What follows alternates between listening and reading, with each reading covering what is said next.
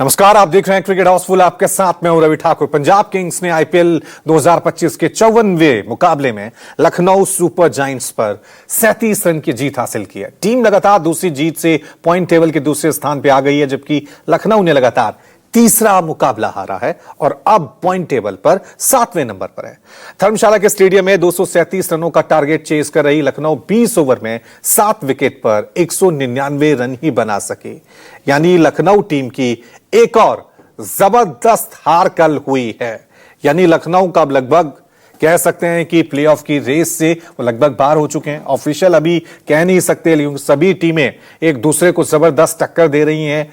लेकिन जिस तरह का प्रदर्शन कल पंजाब किंग्स की तरफ से किया गया, शानदार प्रदर्शन और एक और शानदार जीत।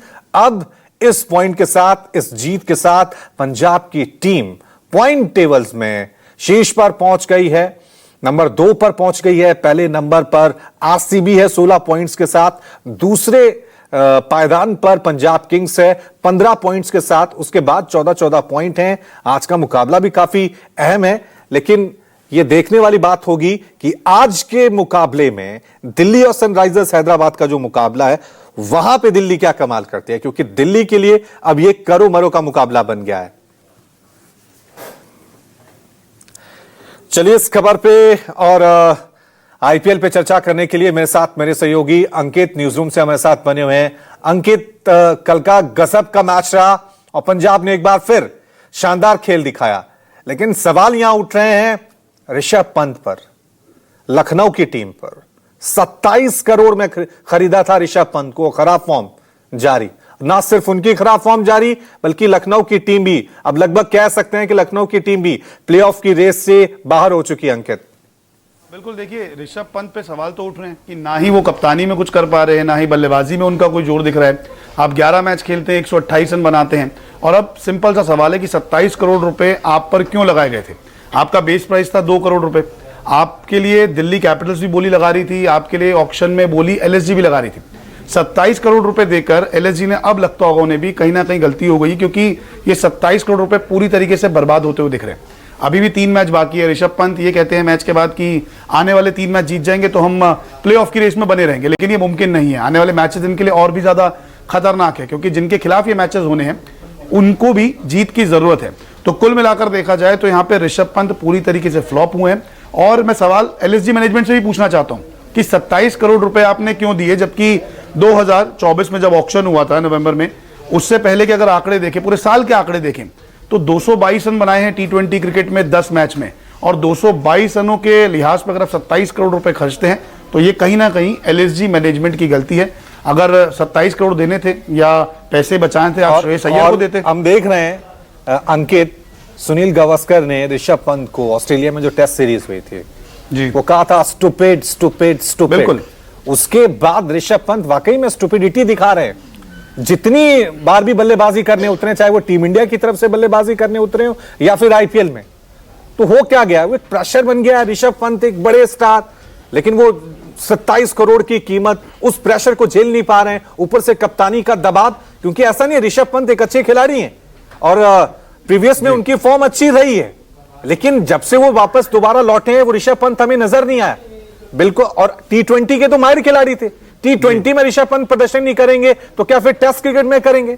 जी बिल्कुल, आप देखिए जब ऋषभ पंत का नाम बना था तो ऋषभ पंत ने रन बनाए थे सीधे बल्ले से, ड्राइव मारते थे, पुल मारते थे, स्वीप मारते थे। लेकिन अब पिछले कुछ सालों में हम देख रहे हैं, कभी एक हाथ से शॉट मारते हैं, कभी वो गिर जाते हैं, कभी लेट जाते हैं। ठीक है, एक वक्त के लिए ये शॉट्स अच्छे लगते हैं, लेकिन आप इन शॉट से 100 रन नहीं बना सकते, इन शॉट से आप 70 रन की पारी नहीं खेल सकते, इन शॉट से आप टीम को नहीं जिता सकते। आपने गाबा में अच्छा प्रदर्शन किया था ऑस्ट्रेलिया जाकर, आप तब रन बना रहे थे, लेकिन इनकी बैटिंग टेक्निक पर भी अब काफी सवाल उठ रहे हैं कि ये बल्ला कभी छोड़ देते हैं, ये रिवर्स स्वीप मारने चले जाते हैं जहां पे जरूरत नहीं है। और ऋषभ पंत की अगर बात की जाए तो इनके हाव भाव देख के लगता है कि मैनेजमेंट से इनकी कुछ ज्यादा बन नहीं रही। तभी तो ये नंबर 6-7 पे बल्लेबाजी करने आ रहे हैं। ये कप्तान है, ये सबसे बड़ा लीडर है जिसको 27 करोड़ रुपए दिए हैं, इतिहास का सबसे महंगा खिलाड़ी है। बावजूद इसके ऐसा लग रहा है कि इस खिलाड़ी की सुनी नहीं जा रही। आप कप्तान के रूप में मुझे दिखते ही नहीं, आप विकेट के पीछे हैं, आपके बॉलर्स अगर रन लुटा देते हैं तो ये कहते हैं कोई नहीं, ठीक है, हम 200 हैं, 200 बनाएंगे। आपकी स्ट्रेटेजी नहीं दिखती है। आपको भविष्य का कप्तान इंडिया का देखे जा रहा है कि वाइस कैप्टन बन सकते हैं, उसका कप्तान बन सकते हैं, लेकिन जो 27 करोड़ रुपए दिए वो कहीं ना कहीं इस आईपीएल में तो बर्बाद हो गए हैं, क्योंकि ये टीम आगे तो पता नहीं जाती नहीं जाती, लेकिन बहुत मुश्किल रास्ता। लेकिन अब पंत की कप्तानी, पंत के कैलिबर पे, पंत की बैटिंग पे हर कोई सवाल उठा रहा है। मैं नहीं, ये पूर्व क्रिकेटर्स भी और जो कमेंट्री कर रहे हैं वो भी ये कहते हैं कि पंत को अब कहीं ना कहीं सोचना चाहिए। अगर आईपीएल खराब गया लेकिन तो इन आने सब वाले के टाइम में बीच इनका दूसरे पक्का कर कैप्टन को सकता है देखें T20 वर्ल्ड कप भी अगले साल। और हमें अंकित, याद दूसरे रखना पड़ेगा। कैप्टन को देखें, श्रेयस अय्यर को, जी। कमाल की बल्लेबाजी, कमाल की कप्तानी। ये वो खिलाड़ी है जिसने पिछली बार केकेआर को चैंपियन बनाया था, लेकिन वो श्रेय नहीं मिला था। यानी नाम श्रेयस अय्यर है लेकिन कभी श्रेय नहीं मिलता है। लेकिन इस खिलाड़ी ने इस बार दिखा दिया है कि ये किस तरह का टैलेंट है। कप्तानी में टीम लगातार जीत रही है, 15 पॉइंट्स के साथ नंबर 2 पर है, और बल्लेबाजी में जब भी आते हैं टीम के लिए शानदार योगदान देते हैं। अगर हम पिछले कुछ साल पहले की अगर बात करें तो श्रेयस अय्यर का नाम ये कहा जाता था कि फ्यूचर के ये इंडिया कप्तान बन सकते हैं। थोड़ी थोड़ी फॉर्म खराब हुई, इनका नाम लिस्ट से गायब हुआ, नए खिलाड़ी है, उन्होंने अपना प्रदर्शन किया और वो वाइस कैप्टनसी और कैप्टनसी की लिस्ट में आ गए। लेकिन श्रेयस अय्यर ने यहाँ पे केकेआर को दिखाया कि आपने अगर मुझे रिटेन नहीं किया, अगर मैंने पैसे मांगे थे आपसे ज्यादा आप दे सकते थे, आपने रिटेन नहीं किया, तो उसका नुकसान जो है वो टीम को हुआ है। लेकिन यहाँ पर पंजाब ने स्ट्रेटेजी बनाई हुई थी। मैं आपको बता दूं, जब रिकी पॉन्टिंग को हेड कोच बनाया गया था तभी से ये खबरें आ गई थी कि श्रेयस अय्यर को रिकी पॉन्टिंग अपनी टीम में खरीदेंगे ही खरीदेंगे, क्योंकि रिकी पॉन्टिंग और श्रेयस अय्यर का बॉन्ड बहुत पुराना है। जब दिल्ली कैपिटल्स में रिकी पॉन्टिंग थे, श्रेयस अय्यर उनके साथ थे और श्रेयस अय्यर को काफी पसंद करते हैं। और श्रेयस अय्यर और रिकी पॉन्टिंग ने मिलकर ये टीम बनाई है। आप देखिए, प्रभसिमरन आते हैं बैटिंग करने के लिए, वो कितना अच्छा खेल रहे हैं। Priyansh Arya, 2 non Indian player, uncap player आते हैं और सभी टीमों के सामने वो अच्छा प्रदर्शन करते हैं, तूफानी पारियां खेलते हैं।